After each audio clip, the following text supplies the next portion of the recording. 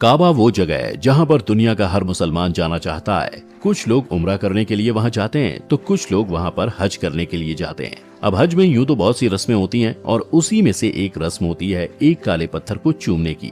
लेकिन कोविड की वजह से ये बंद हो गया था, पर अब इसे एक बार फिर से शुरू कर दिया गया है। पर सवाल ये है कि जो इस्लाम पत्थर को पूजने से मना करता है, उसने हज के लिए इसे जरूरी कैसे बना दिया और क्यों दुनिया भर के मुसलमान इसे चूमते हैं? आखिर कहाँ से आया ये पत्थर और क्या है ये पत्थर? चलिए जानते हैं। काबा की बाहरी दीवार के पूर्वी कोने में एक काला पत्थर लगा हुआ है। इस्लाम के आने से पहले हज के दौरान हाजी काबा की 7 बार परिक्रमा करते थे। हर चक्कर के बाद वो रुककर काबा की बाहरी दीवार के कोने में लगे इस पत्थर को चूमते थे और अल्लाहु अकबर यानी कि अल्लाह सबसे बड़ा है बोलते थे। ये परंपरा जैसी इस्लाम के पहले हज में थी वैसी ही आज है, मगर आजकल भीड़ ज्यादा होने की वजह से हर इंसान का इसको चूम पाना लगभग नामुमकिन होता है। इसलिए हर चक्कर के बाद लोग इस पत्थर की तरफ सिर्फ इशारा करके बोलते हैं अल्लाहु अकबर। आपको ये जानकर हैरानी हो सकती है कि इस्लाम से पहले भी इस परंपरा को ऐसे ही निभाया जाता था। पत्थर से जुड़े हैं बेशुमार किस्से। चारों ओर चांदी के फ्रेम से जड़ा हुआ ये काला पत्थर, जिसे अरबी में अल हजरुल अस्वद कहते हैं, ये इतिहासकारों और बाकी धर्मों के लोगों के लिए हमेशा से सिक्योरिटी की बात रही है। इस्लाम आने के बाद इस पत्थर को लेकर इतने किस्से गढ़े गए हैं कि असल सच यूं ही भूल भुलैया में कहीं खो गया है। इस पत्थर को लेकर इंटरनेट पर और तमाम किताबों में इतिहासकारों लेखकों ने अपने हिसाब से तर्क दिए हैं। अब ये तर्क क्या है और कितने सही हैं वो आप खुद देख लेना। कोई इसे एक धूमकेतु का टुकड़ा बताता है तो कोई चांद से टूटकर गिरा एक टुकड़ा बताता है। ये सब अनुमान सिर्फ इसलिए लगाए जाते हैं क्योंकि इसके बारे में सटीक जानकारी किसी के भी पास नहीं है। इसलिए अगर हमें इस पत्थर की उत्पत्ति का सबसे सटीक अनुमान लगाना है तो इन किस्से कहानियों और मान्यताओं से परे जाकर अरब और उसके आसपास के पौराणिक धार्मिक रीति रिवाजों में झांकना होगा। कुरान में नहीं है जिक्र। सबसे पहली बात जो इसमें ध्यान देने वाली है वो ये है कि इस पत्थर का कोई भी जिक्र कुरान में नहीं आया है। ये सबसे अहम हिस्सा है जिस पर सबसे पहले गौर करना चाहिए। इसका जिक्र कुरान में ना होना इस बात की तरफ इशारा करता है कि इस पत्थर को चूमना या पूजना या तो पैगंबर के इस दुनिया से जाने के कुछ ही दिनों पहले के दिनों में बनाया गया होगा या फिर जाने के बाद। इसका जिक्र कुरान में ना होकर सिर्फ हदीसों में मिलता है और हदीसें बस कही कहाई बातें हैं जिनका कोई ऐतिहासिक आधार नहीं है। यानी ये वो बातें हैं जो लोगों ने मोहम्मद साहब से सुनने का दावा करते हुए बताई हैं या उसी दौरान सुनी है। इसी वजह से हदीसों में क्या सच है क्या झूठ कोई बिल्कुल दावे से नहीं बता सकता है। हदीसों में भी अलग अलग बातें हैं। इस पत्थर की उत्पत्ति को लेकर बहुत सी इस्लामिक हदीसें हैं। कोई हदीस कहती है कि पैगंबर इब्राहिम जब काबा बना रहे थे तो दीवार में एक जगह खाली रह गई थी। उसको भरने के लिए उन्होंने अपने बेटे इस्माइल को बोला कि कोई पत्थर ढूंढ के लाओ। इस्माइल जब ढूंढने गए तो कोई पत्थर नहीं मिला, मगर जब वो वापस आए तो देखा कि ये काला पत्थर दीवार के उस खाली कोने में लगा है। इस्माइल ने जब अपने पिता से पूछा कि ये पत्थर कहाँ से आया तो इब्राहिम ने कहा कि जन्नत से जिब्राइल नाम के फरिश्ते ने इसे लाकर दिया है। बस उसी दिन से ये काबा में लगा हुआ है और पूज्य हो गया।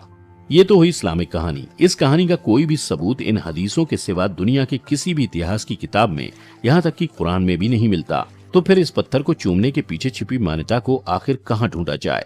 ग्रीक भाषा का एक शब्द है बैतुलस। सेमिटिक धर्मों यानी ईसाइयत, यहूदी और इस्लाम मानने वालों की मिलीजुली भाषा है। यानी सेमिटिक भाषा यानी अरबी, हिब्रू इत्यादि से इसे बैतल या बैतूल कहा जाता है, जिसमें बैत का अर्थ होता है घर और एल का मतलब खुदा।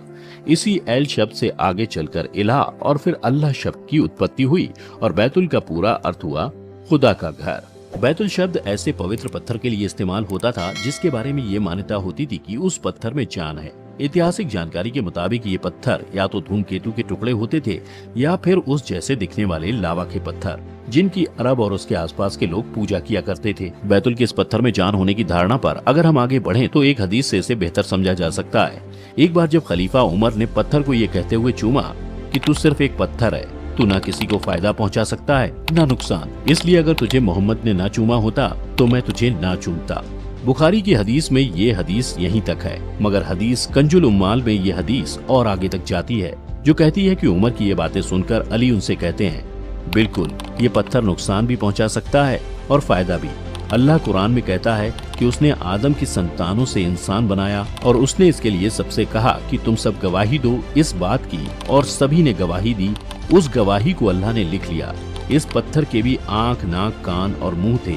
अल्लाह के हुक्म पर इसने भी अपना मुंह खोलकर गवाही दी थी। उसी दिन से अल्लाह ने वो गवाही इस पत्थर के भीतर रख दी और इसे हुक्म दिया कि उस गवाही को वो हर हाजी को दे जो यहाँ हज करने आएगा। जब हदीस के हवाले से इस बात का पता चलता है कि इस पत्थर को उसी तरह जीवित समझा जाता था जैसा पुराने अरब के मूर्ति पूजक लोग बैतुल को समझते थे। बाकी की कई हदीसों में भी इस बात का जिक्र है कि पैगंबर इस पत्थर को अल्लाह के दाहिने हाथ की उपमा देते थे।